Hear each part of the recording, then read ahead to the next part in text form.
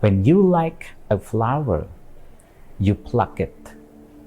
But when you love a flower, you water it daily. Let's explore the difference between liking and loving from Buddhist teaching. When we like something, we want to possess it. We see a beautiful flower, and our first instinct is to pluck it, to take it with us, to have it for ourselves.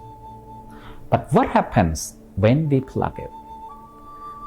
The flowers begins to wither, its beauty fading away. This is attachment, something Buddhism teaches us to be mindful for. This is attachment, something Buddhism teaches us to be mindful of.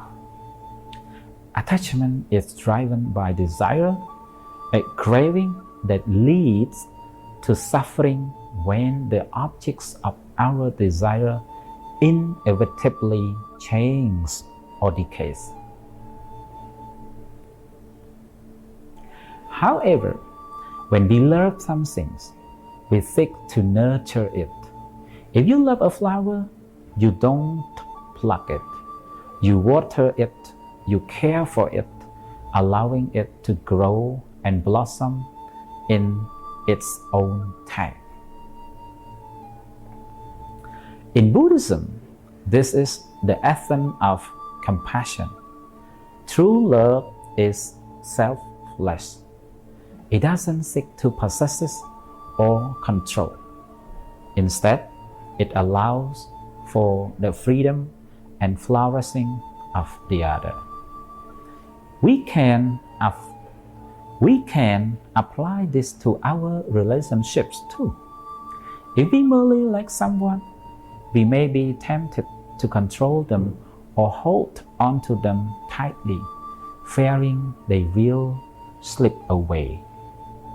But if we truly love them, we allow them to grow, even if that means they grow apart from us. So next time you see a flower, ask yourself, do I want to pluck it? Do I want to water it? Love is about giving, not taking. Love is about nurturing, not possessing. When we love deeply from the heart, we practice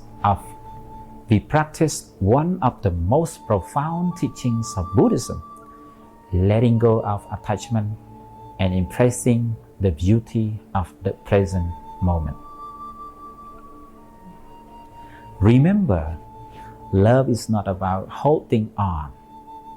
It's about letting grow. Nurture the people and things you truly care for, and they will bloom in ways you never expected. Thank you.